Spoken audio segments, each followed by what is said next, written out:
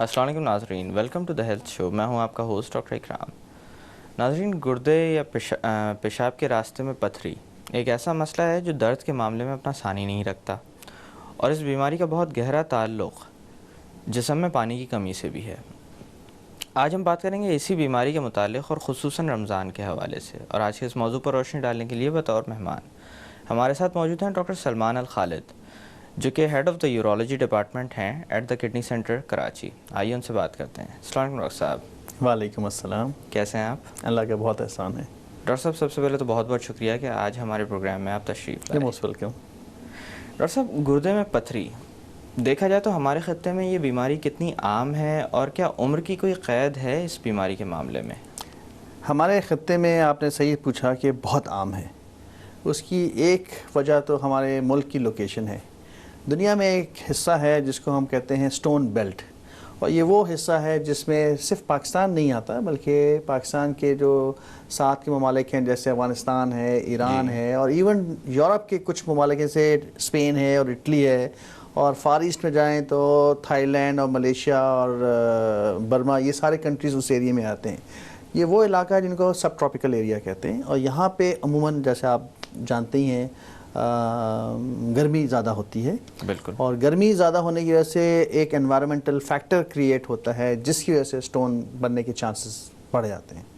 جی اچھا ڈاکٹر صاحب، سٹونز کی جب بات آتی ہے تو دیکھا یہ گیا کہ عموماً نوجوان لوگ اور بوڑھے زیادہ تر متاثر ہوتے ہیں۔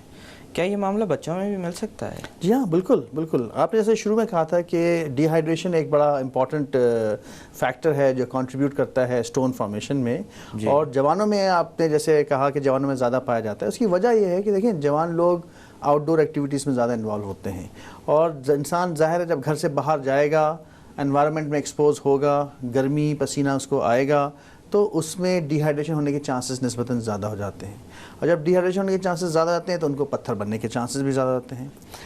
چھوٹے بچوں میں بھی سٹون پائے جاتے ہیں۔ چھوٹے بچوں میں اکثر جو سٹون پائے جاتے ہیں اس میں جو کنٹریبیوٹری فیکٹر ہے وہ صرف انوائرمنٹل ٹیمپریچر نہیں ہوتا، کبھی کبھی ان کو کچھ ہیریٹری بیماریاں ایسی ہوتی ہیں، کچھ میٹابولک ڈس آرڈرز ہوتے ہیں جس کی وجہ سے ان کو سٹون بننے کے چانسز زیادہ جاتے ہیں۔ تو اسی لیے جب بچوں میں جب پتھر پائے جاتے ہیں تو ہم ان کو مزید انویسٹیگیٹ کرتے ہیں یہ جاننے کے لیے کہ ان کے اندر ایسا کیا میٹابولک فیکٹر ہے۔ میٹابولک فیکٹر سے میرا مطلب یہ کہ اندرونی کچھ کیمیکل چینجز ان کے باڈی میں آ جاتے ہیں جس کی وجہ سے ان کو سٹون بننے کے چانسز زیادہ جاتے ہیں۔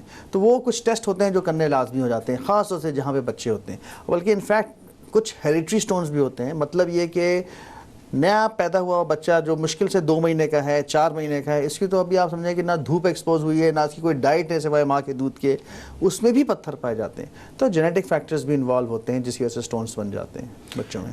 اچھا ڈاکٹر صاحب، رمضان کے حوالے سے اگر دیکھا جائے کیونکہ ہمارے روزمرہ کے معمولات کا خاصے تبدیل ہو چکے ہوتے ہیں، ہم روزے رکھ رہے ہوتے ہیں، تو کیا رینل سٹون کی فارمیشن کے امکانات بڑھ جاتے ہیں؟ بالکل۔ دیکھیے، ویسے تو رمضان جو ہے بہت بابرکت مہینہ ہے اور فضیلتوں سے بھرا ہوا مہینہ ہے، لیکن اس میں ایک جو پرابلم جو ہو جاتی ہے کہ آج کل کے جیسا موسم ہے اور جون جولائی میں جب رمضان جب پڑھتے ہیں تو تقریباً 15 گھنٹے کا روزہ ہوتا ہے۔ جی، 15 گھنٹے کا روزے کا مطلب یہ ہے کہ آپ 15 گھنٹے تک نہ کھا رہے ہیں نہ آپ پانی پی رہے ہیں۔ بالکل۔ آپ نے سحری میں جو پانی پی لیا، جو کھا لیا، وہ آپ کو باڈی کو آپ کو سسٹین کرنا ہے فار دا نیکسٹ 15 آورس، جب تک آپ افطاری کا ٹائم نہیں جاتا ہے۔ اب ہم تو انسان ہیں نا، اونٹ تو نہیں ہیں ہم نا کہ ہماری باڈی میں کہیں پہ پانی جمع ہو جاتا ہے، تو ہم نے جتنا بھی پانی سحری میں پیا ہوتا ہے وہ اگلے 2 4 5 گھنٹے 6 گھنٹے میں خرچ ہو جاتا ہے، اور باڈی میں ایک relative state of D hydration پیدا ہو جاتی ہے عام طور سے پانی سحری کے 7 8 گھنٹے کے بعد۔ جی، اب یہ ایکسٹینڈ کرے گا 15 گھنٹے تک، تو شام کے ٹائم پہ ڈی ہائیڈریشن ضرور ہو جاتی ہے، اور اس کا اندازہ ہم خود لگاتے ہیں، ہمیں پیاس محسوس ہونا شروع ہو جاتی ہے۔ پیاس لگنا سمجھ لیں کہ ڈی ہائیڈریشن کی فرسٹ سٹیج ہوتی ہے، اور یہ باڈی ہمیں بتا رہی ہوتی ہے کہ جسم کو پانی کی ضرورت ہے، لیکن بہرحال کیونکہ ہم نے روزہ رکھا ہوتا ہے تو ہم اس کو قابو میں کرتے ہیں اور پانی پیتے تو نہیں ہیں، لیکن جو باڈی میں جو کیمیکل چینجز ہیں وہ تو ہونا شروع ہو جاتی ہیں جو ڈی ہائیڈریشن کی وجہ سے چینجز آتی ہیں۔ اس میں سب سے امپورٹنٹ جو بات ہوتی ہے کہ ہمارا یورین جو ہے وہ کانسنٹریٹڈ ہونا شروع ہو جاتا ہے۔ یورین جب کانسنٹریٹڈ ہونا شروع ہو جاتا ہے تو اس کے اندر پتھر بننے کی جو چانسز ہیں وہ بڑھ جاتے ہیں، اور یہی وجہ ہے کہ دیکھا یہ گیا ہے کہ رمضان کے مہینے میں کڈنی سٹون کے پیشنٹس نسبتاً زیادہ ہمارے پاس آ رہے ہوتے ہیں، اور جو پہلے سے جن کو سٹون ہوتے ہیں ان کو تکلیف ہونے کے، پین ہونے کے چانسز بڑھ جاتے ہیں۔ ڈاکٹر صاحب یہ جو سٹونز ہوتے ہیں یہ بنے ہوئے کس چیز کے ہوتے ہیں؟ سٹون دیکھیں بیسیکلی اس کی کیمیکل کمپوزیشن جو ہے وہ سالٹ سے بنتی ہے، مختلف قسم کی نمکیات ہوتی ہیں جی، اور کوئی ایک قسم کا پتھر نہیں ہوتا، 5-6 قسم کے پتھر ہیں جس میں کیلشیم کے پتھر بھی شامل ہیں، آکزیلیٹس کے بھی شامل ہیں، یوریٹس کے بھی شامل ہیں، فاسفیٹس بھی ہیں، اور اس طرح کچھ اور بھی پتھر ہیں جو نسبتاً لیس کامن ہیں۔ تو کوئی ایک قسم کا سٹون نہیں ہوتا، الگ الگ قسم کے سٹون ہوتے ہیں، اور ہم جب پیشنٹ کو دیکھتے ہیں اور جب اس کا پتھر کا ٹریٹمنٹ کرتے ہیں تو پتھر ٹریٹمنٹ کرنا تو سمجھیں کہ ایک مرحلہ ہوتا ہے، لیکن ایک بہت امپورٹنٹ مرحلہ یہ بھی ہوتا ہے کہ اس کا ٹیسٹ کر کے یہ جانا جائے کہ کس قسم کا پتھر ہے اور کیوں پتھر بن رہا ہے، تاکہ اس کے حساب سے اس کو آئندہ کے لیے پرہیز اور احتیاط بتائی جائے۔ اشرف صاحب آپ نے جن عوامل کا تذکرہ کیا تھا، ایک تو جسم میں پانی کی کمی جو کہ ایک وجہ بنتی ہے، اور سٹون بیلٹ کا جب آپ ذکر کر رہے تھے تو گرم مرطوب علاقے جن کا آپ نے تذکرہ کیا تھا، اس حوالے سے میں آپ سے ایک چیز اور جاننا چاہوں گا کہ اکثر اس بابرکت مہینے میں لوگ عمرے پر چلے جاتے ہیں تاکہ اس مہینے کی فضیلتوں اور برکتوں کو بہتر طور پر حاصل کیا جا سکے۔ بے شک ان کے حوالے سے پوچھنا چاہوں گا کہ ان کے اندر کیا ڈی ہائیڈریشن ہونے کے امکانات ہماری نسبتاً زیادہ ہوتے ہیں؟ دیکھیں، جب انسان عمرے پہ جاتا ہے تو ظاہر ہے اس کا نیت اور مقصد ایک ہوتا ہے کہ عبادت، اللہ کی عبادت کرنی اور زیادہ سے زیادہ وقت گزارنا ہے عبادت میں۔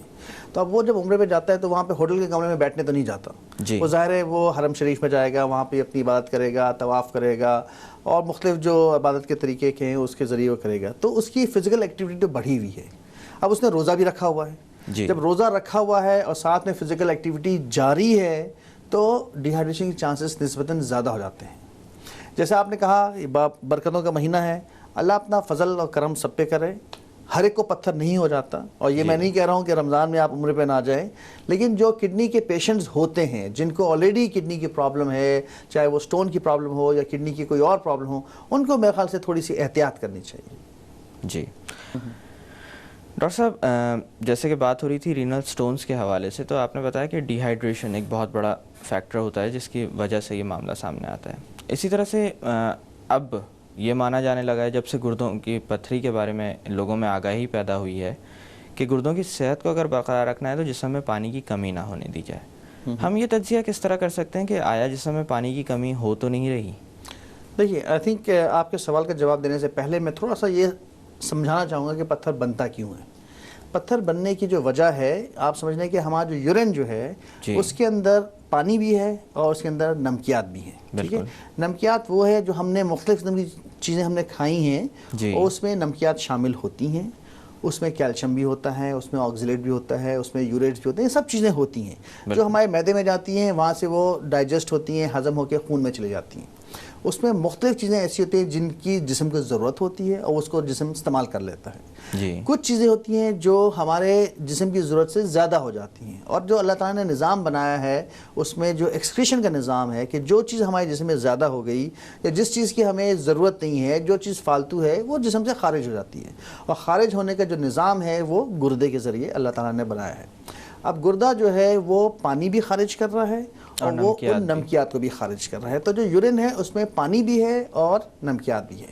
اب میں آپ کو ایک پریکٹیکل مثال دوں کہ ایک گلاس پانی میں آپ 1 چمچ نمک گھولنے کی کوشش کریں اور آپ مکس کریں تو اکثر گھل جائے گا وہ۔ اسی پانی میں آپ 1 چمچ مزید نمک ڈال کے گھولنے کی کوشش کریں تو ممکن ہے کہ سارا نمک نہ گھلے اور کچھ نمک نیچے بیٹھا رہ جائے، کیونکہ پانی میں جتنی صلاحیت تھی، اس مقدار کے پانی میں جتنی صلاحیت تھی نمکیات کو گھولنے کی، وہ سیچوریٹ ہو گیا ہے، جس کو ہم کیمسٹری میں سیچوریشن بولتے ہیں نا، کہ پانی جو ہے اب اس نمکیات سے سیچوریٹ ہو گیا، اب اس میں مزید آپ نمک ڈالیں گے تو وہ مکس نہیں ہوگا۔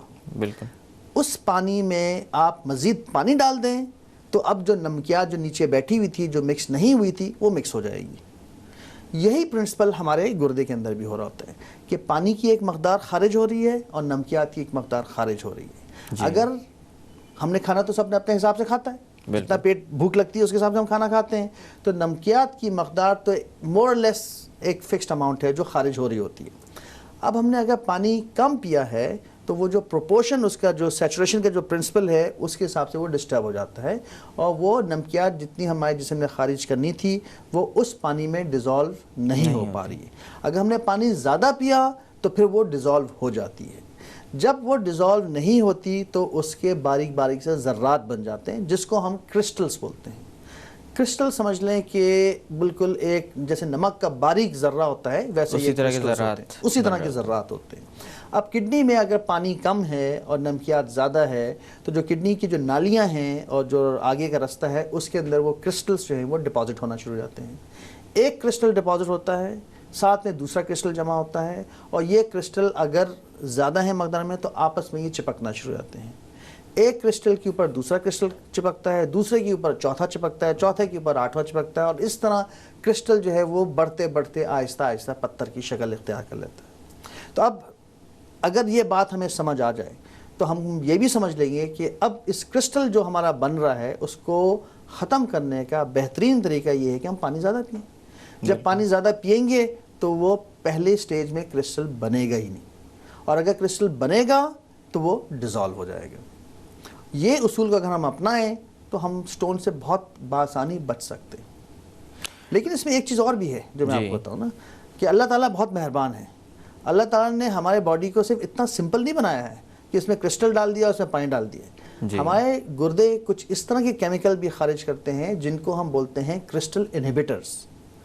کرسٹل انہیبیٹرز کا مطلب یہ ہے کہ وہ جو نمکیات ایک عام پانی میں کرسٹل بنا لے گی, یورین میں کچھ ایسے کیمیکل شامل ہیں جو ان نمکیات کو کرسٹل بننے سے روکتے ہیں. تو اللہ تعالیٰ نے سمجھے کہ ہمارے گردے کے اندر ایک پریونٹیو میکانزم بھی رکھا ہوا ہے سٹون سے بچنے کے لیے, اور وہ کرسٹل انہیبیٹر کی فارم میں ہے.